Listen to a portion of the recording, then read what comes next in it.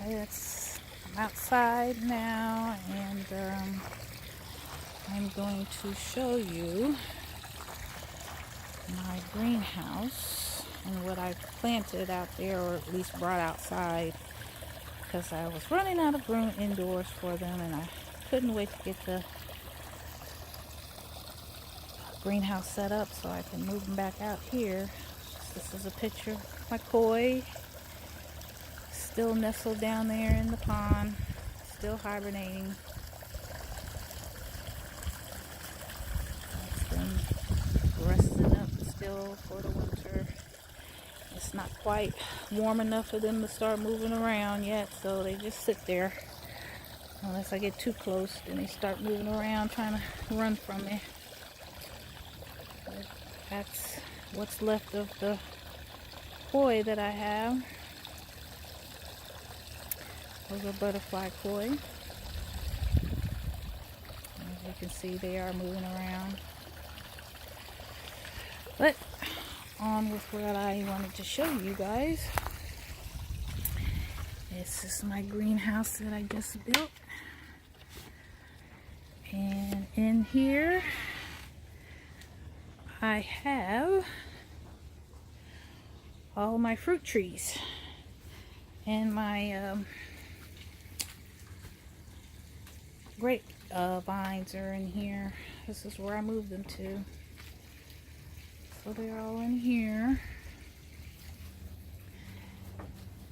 Have a lot of condensation in here. Ooh. And here's my what I just bought from Home Depot. Actually, I have a blackberry bush growing here and 2 blueberry bushes. In here I have some peach tree cuttings that I got online, and are starting to bud and grow leaves right now. And I'm not sure if they have rooted yet, but I'm not going to check on them until maybe in two weeks, see if they have sprouted any roots. Then I will transplant them into their forever homes. And this is my little kumquat tree. And these grow bags are what I'm going to put a lot of my underground vegetables, which are like the carrots and the onions, and anything that like rooted plants, like the cumin or the ginger and the turmeric that I'll be growing. And what this is a grow bag system. So you take these,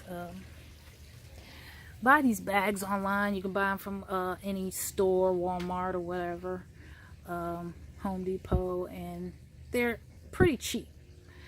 And you just basically put your soil in there and put your plant in there, and you go get you a pan of some sort that will hold water, and you put your water in the pan versus trying to water your plant.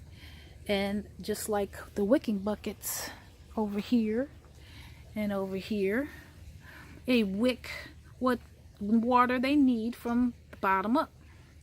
And the grow bags are supposed to be excellent when it comes to air pruning. They don't get bunched up and start getting wound up inside the buckets because they don't have any room to grow.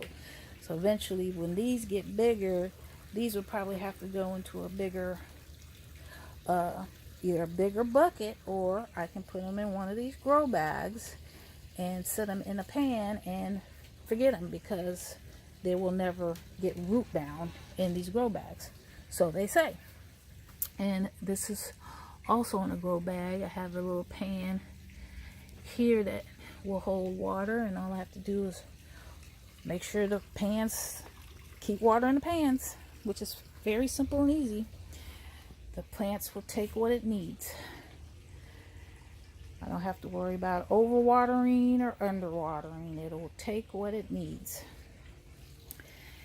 And that's where we're at right now. I have to get some shelving in here and some tables in here so I can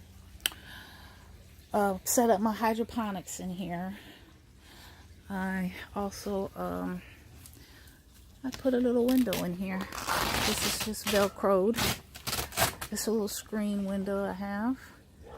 It circulates air in here to make sure it doesn't get too hot. I plan on putting some hanging baskets up here on these railings. I'm only going to assume that they are sturdy enough for them, but I do believe they are.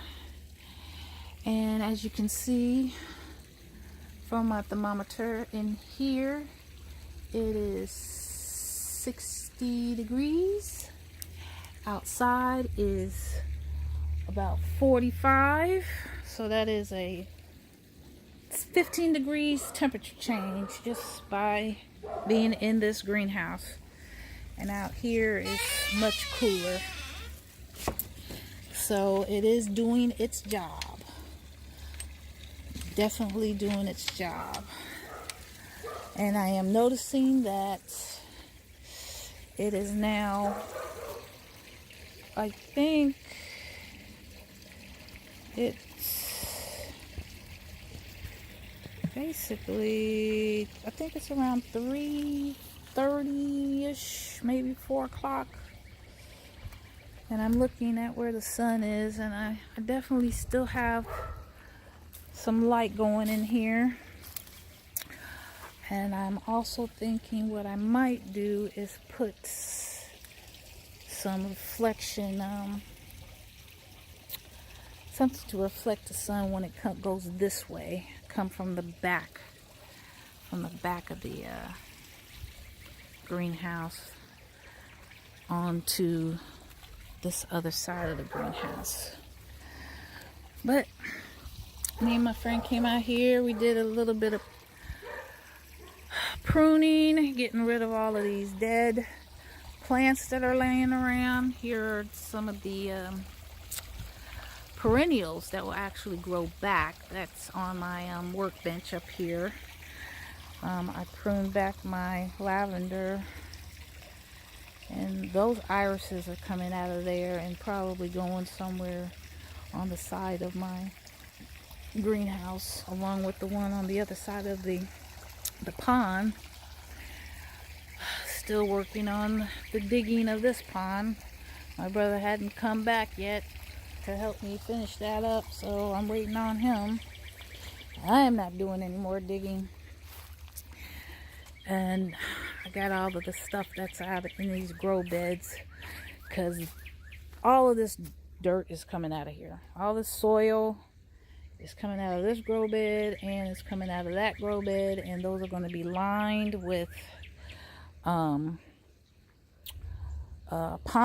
liner, and they will be filled with water. And all of my grow bags that I'm going to use for my carrots and my onions and garlic and rooted vegetables are going in there. And back in that corner, I'm going to have another tub, and that's where my corn is going. It's going to go right back there in that corner, and it's going to grow and have the support of the whole fence to keep it upright. I'm also going to gate it in, so to speak, so it won't fall over during the wind if it gets windy. And all of this stuff's coming out of here. That goes to my pool, which will be set up on the opposite side of my greenhouse. All of this is going to be cleared out, cleaned out, and my tubs will be going along this fence line. I cleaned out this bed as well, and we'll be getting rid of the rest of the soil that is in this bed where my strawberries were. As you can see, I still have a couple of them just laying in here, and I got plenty of strawberries, and I definitely don't need any more because they will, of course, have runners coming off of them. and they will reproduce themselves.